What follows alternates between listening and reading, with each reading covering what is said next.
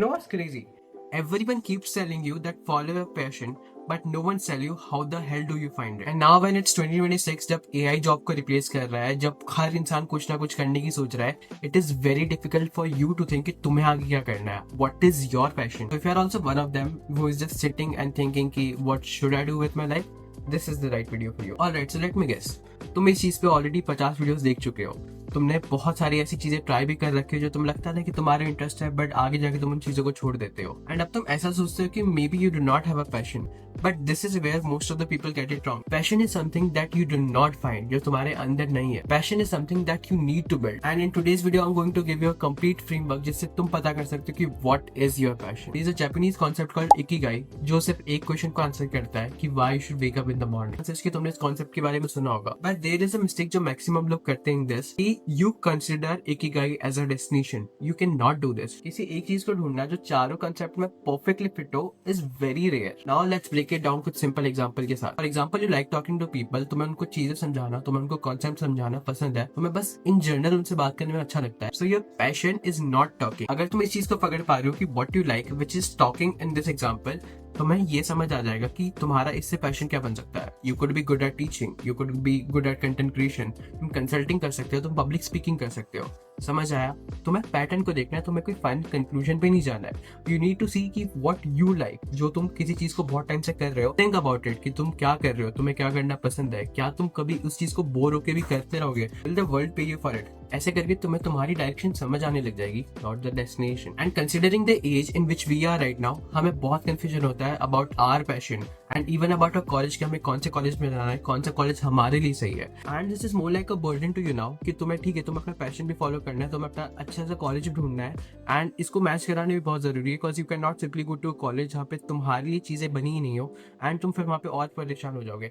यहाँ पर तुम्हारी मदद करता है कॉलेज विद्या. यहाँ पे जाके तुम तुम्हारे लिए कौन सा कॉलेज, कौन सी यूनिवर्सिटी सही है वो चेक कर सकते हो. यहाँ पर तुम्हें मिलती है free expert guidance from your admission to your placement. यहाँ पर तुम कंपेयर कर सकते हो सारे कॉलेजेस को, सारी यूनिवर्सिटीज को 30 से भी ज्यादा फैक्टर्स पे, चाहे वो उनकी रैंकिंग, उनकी फीस, उनकी placement report, everything that you need. And considering AI is taking over the world, यहाँ पे तुम एआई की मदद से ये जान सकते हो कि तुम्हारे लिए कौन सी यूनिवर्सिटी बेस्ट है. कॉलेज विद्या का नया टूल आया है, will I pass my online degree, जिससे अगर तुम कोई ऑनलाइन डिग्री भी कर रहे हो तो तुम्हें ये वो बता देगा कि क्या तुम उस ऑनलाइन डिग्री को पास कर सकते हो. You even get subsidy up to 20,000 rupees when you get your admission done. And not just that, यहाँ पे EMI option भी अवेलेबल है अगर तुम किसी यूनिवर्सिटीज में जाते हो एंड वहाँ पे ऑप्शन तुम्हें नहीं मिलते. That is something you need, जो तुम्हारे कंफ्यूजन थोड़ा कम करेगा, जो तुम्हें बता पाएगा कि तुम्हारे लिए क्या सही है. So don't forget to check it out. Link is in the description. Now talking about the actionable framework कि तुम्हें क्या करना है. Step 1, 3 चीजें ऐसी लिखो जिसमें you are good at. 3 चीजें ऐसी लिखो जो तुम्हें करना पसंद है, एंड 3 चीजें ऐसी जिसके लिए वर्ल्ड तुम्हें पे करेगा.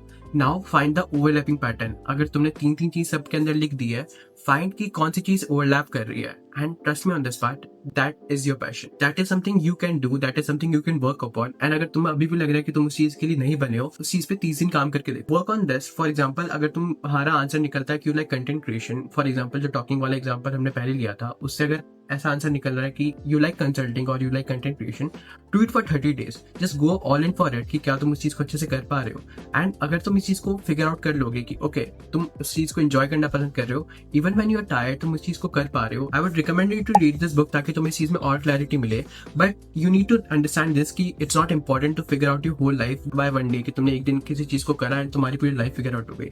You just need to be less confuse. जिस जो तुम करते उससे थोड़ा कम कंफ्यूज तुम्हें रहना है.